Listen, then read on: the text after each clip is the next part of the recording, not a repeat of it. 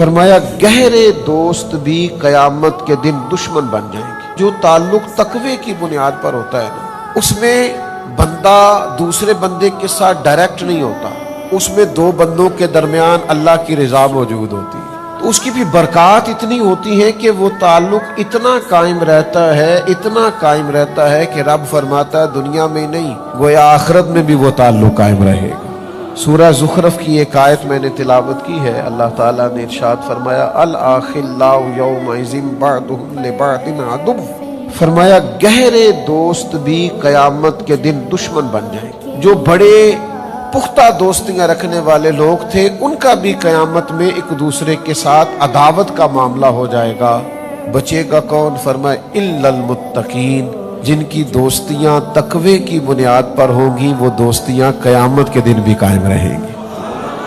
بلکہ طبرانی میں حدیث موجود ہے، نبی کریم علیہ السلام نے فرمایا جن لوگوں کے لیے اللہ اپنی بارگاہ کرم سے جنت کا فیصلہ کرے گا، وہ لوگ عرض کریں گے کہ مالک تو نے ہمارے لیے تو جنت کا فیصلہ فرما دیا، تو وہ کہاں ہیں جو ہمارے ساتھ مل کے نمازیں پڑھا کرتے؟ عبادات میں ہم مشترک تھے تو مہربانی کر انہیں بھی بلا۔